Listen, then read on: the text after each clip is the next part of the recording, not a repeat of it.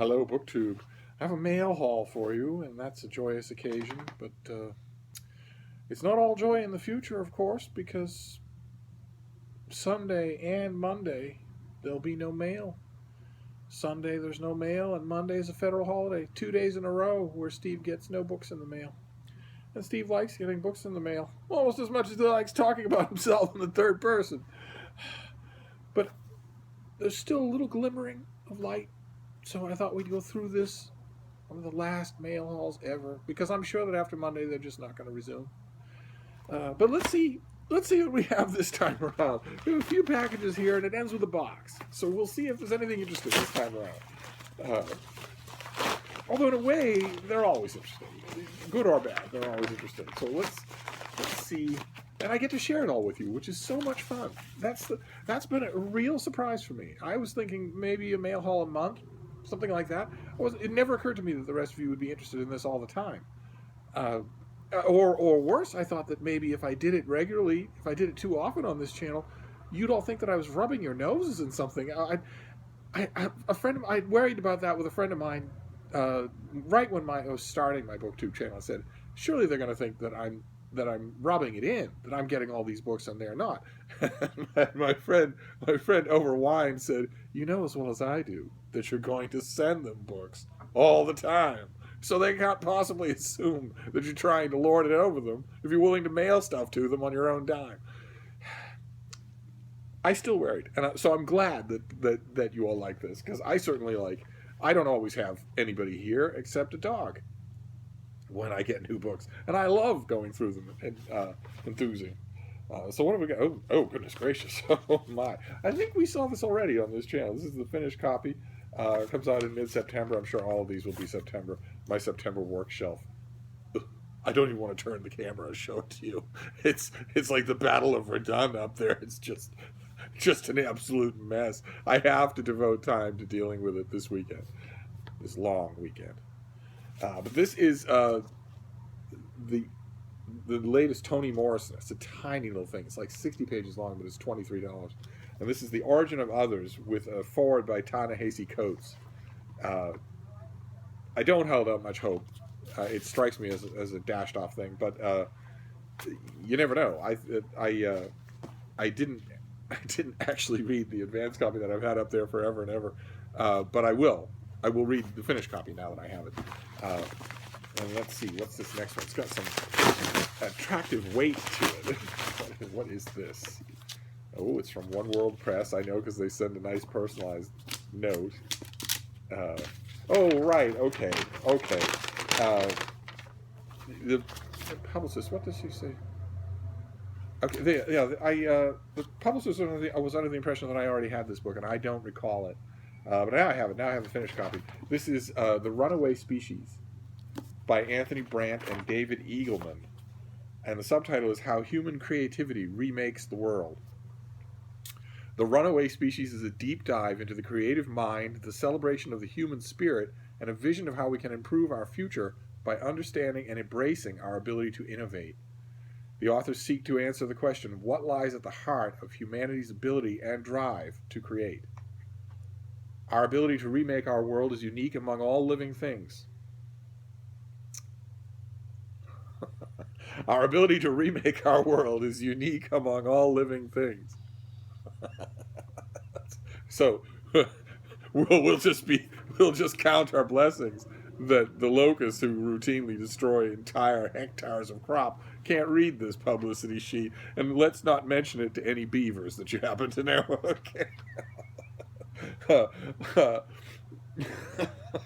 But where does our creativity come from? How does it work? And how can we harness it to improve our lives, schools, businesses, and institutions?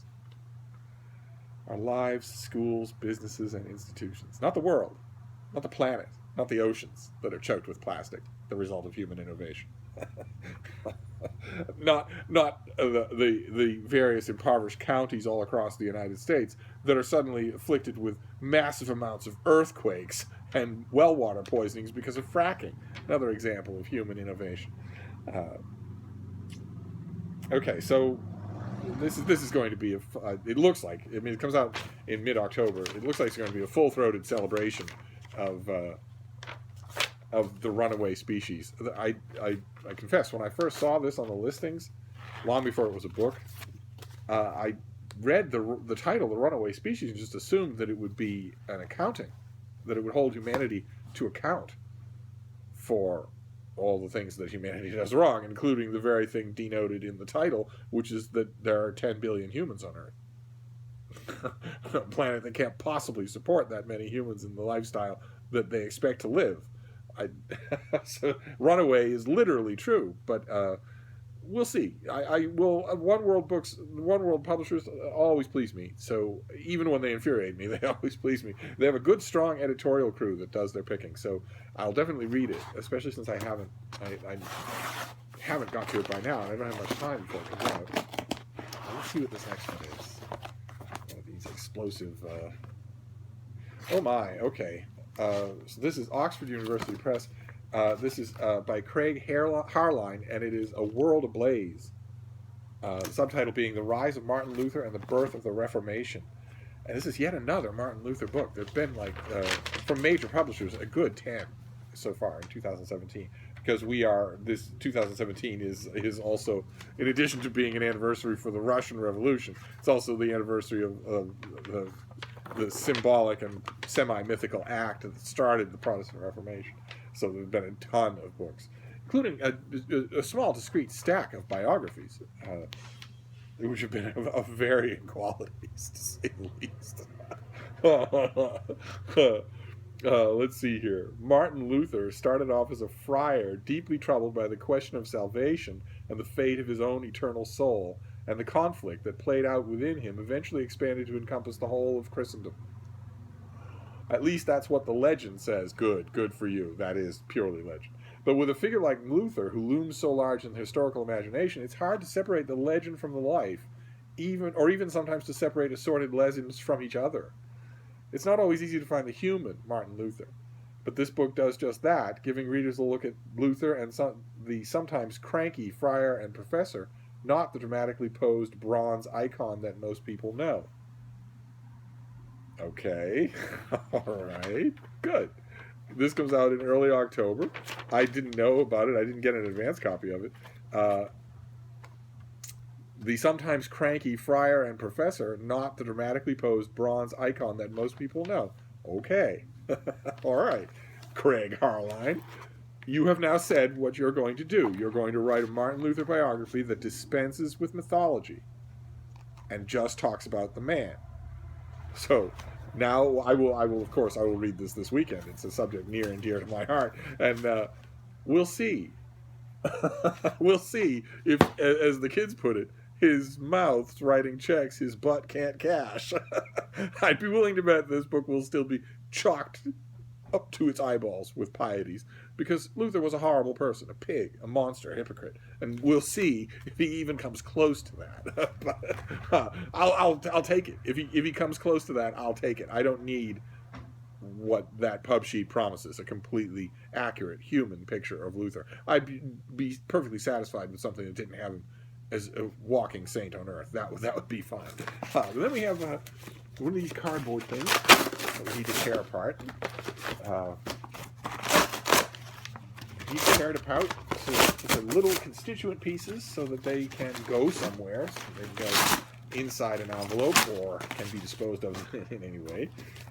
Okay, great. All right, we saw this. We saw the advance copy. This is the great folks at Da Capo Press. This is by Nicholas Pister, and it is Shooting Lincoln. Matthew Brady, Alexander Gardner, and the race to photograph the story of the century. And you can see the story of the century at the bottom there. Those are the people involved in the conspiracy to kill President Lincoln, about ready to be hanged, except for John Wilkes Booth, of course, who was chased and shot. So this is the finished copy, and of course we've seen this on this channel before. But with a book like this, the big question for the finished copy is what artwork is going to be in here. Is it really well illustrated? Oh, and it is. Oh my. Okay, it is. Oh my. Very nice. Look at the I don't know if you'll be able to see the detail. No, you probably can't now with the glare and everything. You can't see it, but these are excellent reproductions. Fantastic. Okay. Good. Fantastic. All right, we've got some history going on here. That's nice. All right, we'll do this next one here. What is this next one? Oh, sorry, baby girl. Uh, okay. This is from Norton. I don't think I ever got the advanced copy of this.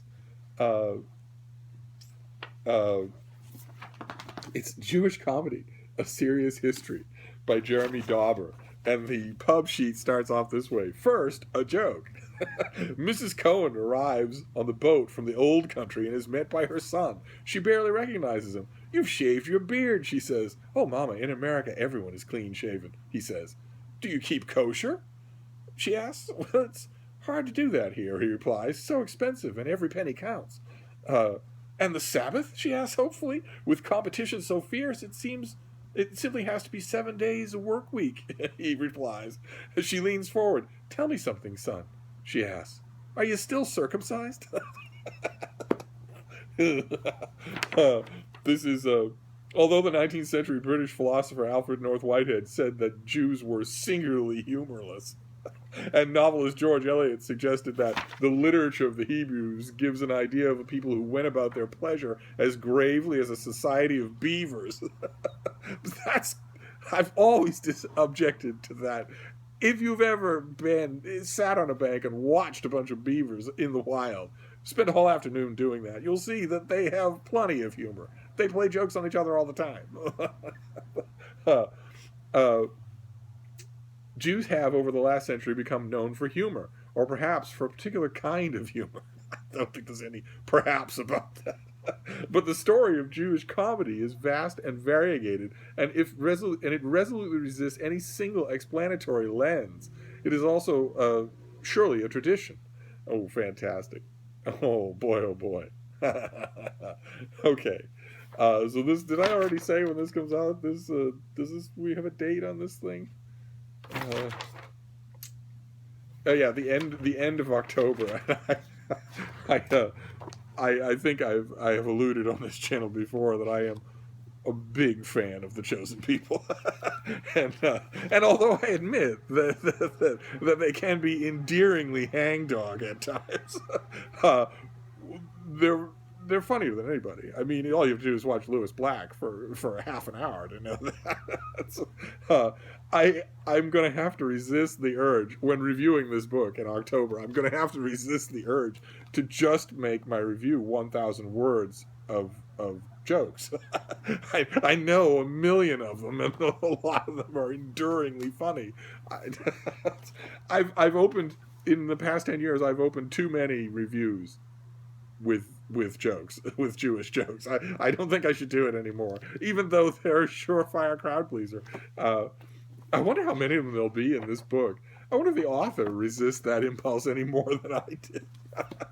Well, I guess I'll find out. And then the last one is the box, and it's a box, yes, and that's nice, but it's as light as a feather, so it's probably one paperback or something like that.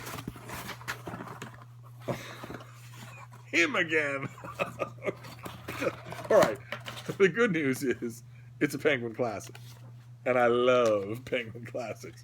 And this one comes out in late September, so it's another September book. The good news is it's a Penguin classic, and the bad news is it's Martin Luther with a halo, no doubt. This is the 95 Theses and Other Writings. So what have we got in here? This is translated and edited by William Russell.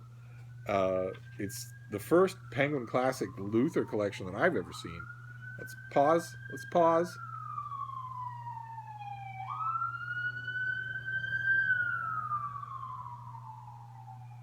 Okay, in the hope that that's not the first of a parade, let's see what else we've got here. We've got the 95 Theses, of course. We have his exegetical writing is actually sometimes very good. It's very energetic and is often wrong, but it's oh yeah, okay, there are some in here. And of course, I'm going to want to know, is there anything of his exchange with Erasmus?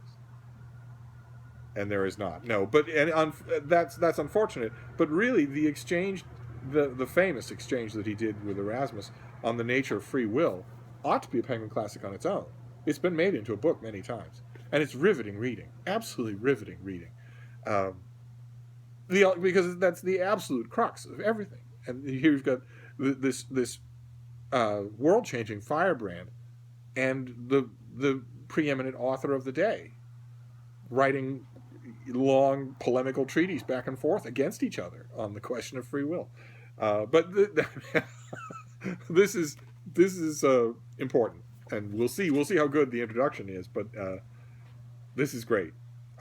It's a little Luther heavy for my taste, this particular mail haul, but I'm not a fan. So what have we got here? That's it for today. So we've got Jewish comedy, and that is the reason that I'm chuckling, because the mere opening of this book has flooded my mind with jokes that are all good. I won't retail any of them here, but that one on the pub sheet was good, and there are plenty of other good ones. Then we've got Shooting Lincoln, about the visual component of the fate of Lincoln's murderers. The visual component of it, because we're not talking about a line drawing and engraving in a newspaper. We're talking about photography, so you can actually see photos of them hanging from a noose. That was a new chapter in America that had good and bad ramifications for the next century. So I'm glad that the artwork does it justice. Because ordinarily, in order to get those Matthew Brady pictures with such detail, you have to buy one of those big coffee table books. So then anyway, A World Ablaze, another Luther book, this time looking at the man and not the myth. We'll see. Then The Runaway Species, about how gosh darn great humans are. Then we've got Martin Luther in a Penguin Classic at long last, and Toni Morrison, a short meditation by Toni Morrison. So there you go. That is a mail haul, the last one of the work week. We'll have to hope, with fingers crossed, that there's something tomorrow, and then the long night descends. But I won't complain. Steve doesn't complain. I'll see you soon, book 2. Thank you.